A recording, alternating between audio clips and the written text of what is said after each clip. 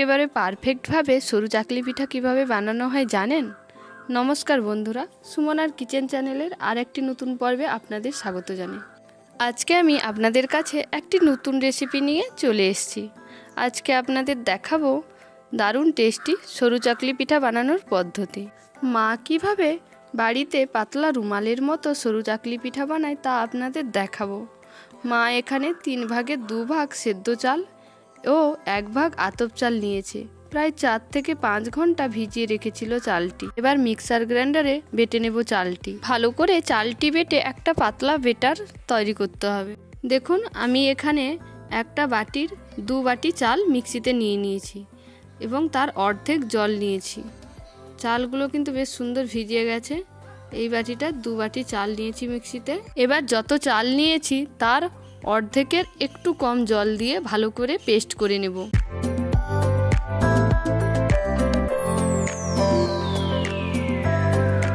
দেখুন কি সুন্দর একটা পারফেক্ট বেটার তৈরি হয়ে গেছে। ভালো করে প্লেন করে বাটাও হয়ে গেছে। জলটা আমি একসঙ্গে দেওয়া দেখালেও এখানে কিন্তু আমি জল একসঙ্গে দিইনি। পুরো জলটা বের করে কম কম করে ওই জলটাই কম কম করে দিয়ে বেটারটা তৈরি করেছি। 2-3 বার মিক্সি খুলে জলটা দিয়ে বেটার তৈরি করে নিয়েছি।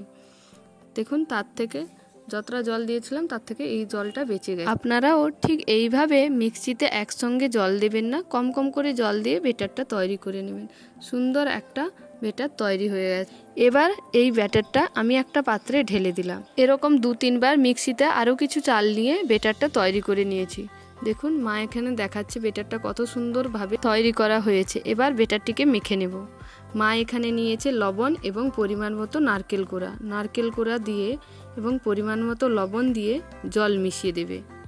জলের পরিমাপটা এখানে বলা সম্ভব নয়, তবে আপনারা দেখে একটু জলটা দেবেন। বেটারটা যত পাতলা হবে তত পিঠাগুলোই খেতে ভালো লাগবে, রুমালের মতো নরমও হবে।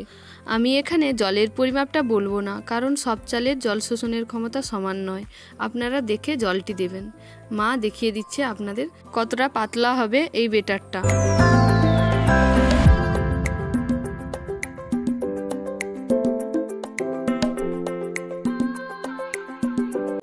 দেখতেই পাচ্ছেন মা কি সুন্দর একটা পাতলা বেটার তৈরি করে নিয়েছে। দেখতেও বেশ সুন্দর লাগছে। এবার পিঠাগুলি বানিয়ে নেব। পিঠা বানানোর জন্য মা কলা গাছ থেকে একটা ডাঁটা কেটে নিয়ে এসছে। তার মাথাটা হালকা থেঁতো করে দিয়ে সর্ষে তেলে ডুবিয়ে নিয়ে একবার সেই মাটির তাওয়ায় করে বুলিয়ে নিচ্ছে। বাড়িতে পুরোনো দিনের মাটির তাওয়া থাকলে কিন্তু পিঠাটা বেশ ভালো হয়। মা এখানে একটা বানিয়ে আপনাদের দেখিয়ে দিচ্ছে। কত সুন্দর পারফেক্টভাবে পিঠাটা উঠে যাবে, আপনারা দেখতে থাকুন।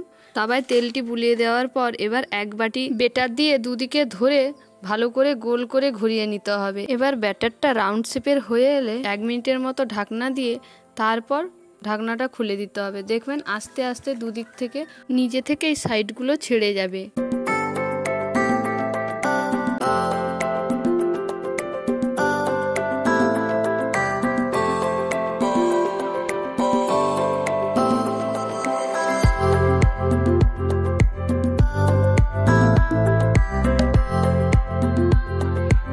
দেখতেই পাচ্ছেন একটি পারফেক্ট সরু চাকলি পিঠা রেডি হয়ে গেছে। দেখতেও বেশ সুন্দর লাগছে এবং পাতলাও হয়েছে।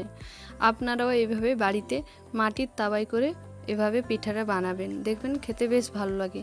এমনি কড়াই বানালে এতটা পাতলা হয় না যতটা মাটির তাওয়ায় বানালে হয়। মা এইভাবে পিঠেগুলো একটা একটা করে ভালো করে বানিয়ে নেবে।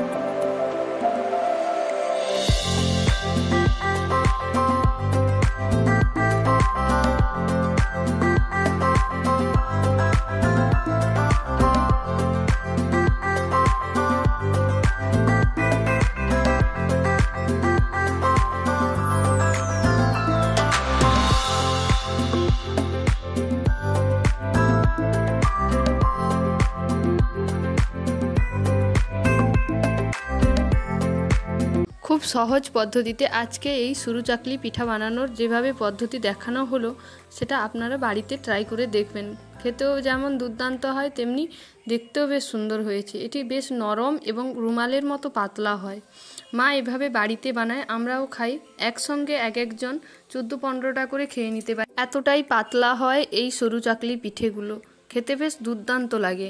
বাচ্চা থেকে শুরু করে বয়স্ক মানুষ এই পিঠে খুবই পছন্দ করে, তাই একবার হলেও বাড়িতে এইভাবে স্টেপগুলি ফলো করে এভাবে পিঠে বানিয়ে দেখবেন। খেতে বেশ দুর্দান্ত লাগে এবং পারফেক্ট একটি সরু চাকলি পিঠা রেডি হয়ে যাবে।